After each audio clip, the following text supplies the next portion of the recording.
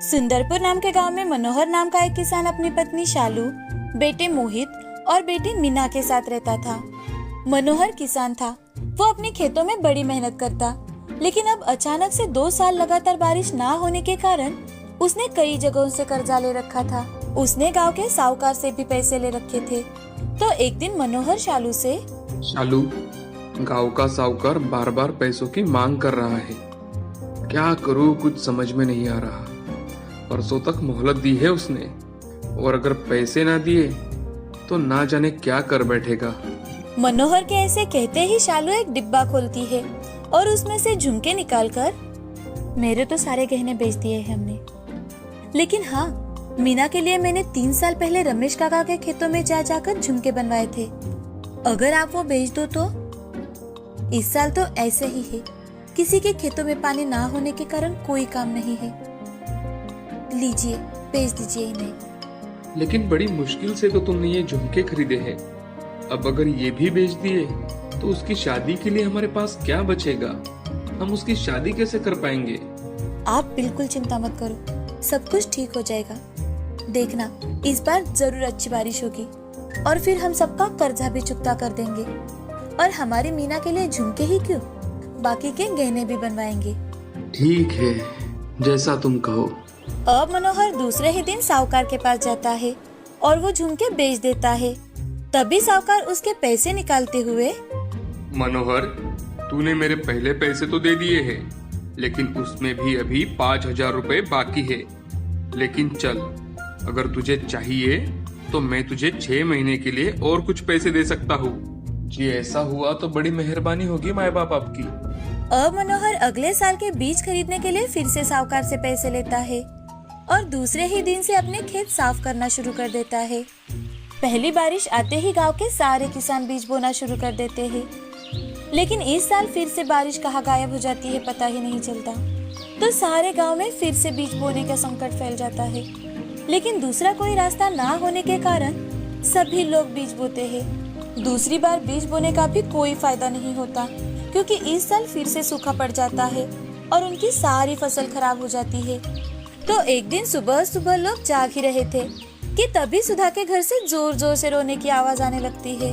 हे भगवान, ये सब क्या हो गया हमारी जिंदगी में? आप हमें छोड़कर क्यों चले गए? आपने ऐसा क्यों किया? आप तो इस संसार से मुक्त हो गए।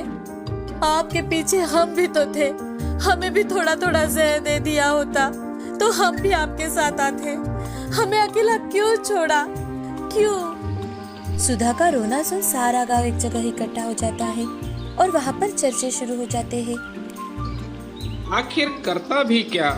साहूकार से लिया कर्जा इतना बढ़ गया था कि उसे आत्महत्या करनी ही पड़ी। अरे भाई, गांव में तो हर किसी की यही परिस्थिति है, लेकिन आत्महत्या करना ये क्या सही बात है? गांव में बातें हो ही रही थी कि तभी चरण नाम का एक लड़का भागते हुए वहाँ आता है और वो एक आदमी से, चाचा जल्दी चलो ना मेरे साथ, मेरे पापा कल शाम से घर नहीं आए, कहीं उन्होंने, चलो ना चाचा। और 2-3 लोग मिलकर चरण के साथ उसके खेत में जाते हैं।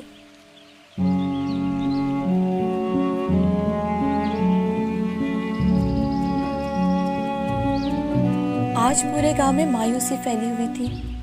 सारे लोग उन दोनों का अंतिम संस्कार कर घर लौट आते हैं। घर आकर मनोहर, शालू, अब ये आत्महत्या का सत्र शुरू हो चुका है। अब भगवान जाने ये सब कब खत्म होगा। हाँ जी, लेकिन आत्महत्या तो इसका कोई उपाय नहीं होता। शालू, आज वो लोग गए हैं। भगवान ना करे अगर अगले साल भी ऐसा ही सूखा पड़ा तो न जाने हम पर भी। मनोहर बोल ही रहा था कि तभी शालू मनोहर के शब्द तोड़ते हुए, बस बस, ये जिंदगी सिर्फ एक बार ही मिलती है, बार बार नहीं। अगर ऐसी नौबत भी आती है तो हम कहीं और जाकर बस जाएंगे और वही कुछ और काम कर लेंगे। अब सभी मन ना होते हुए भी थोड़ा बहुत खाना खाकर सो जाते हैं। मनोहर के बेटे मोहित ने मनोहर और शालू की बातें सुन ली थी। मोहित 11वीं कक्षा में पढ़ता था। उसे साइंस में बड़ी ही रुचि थी।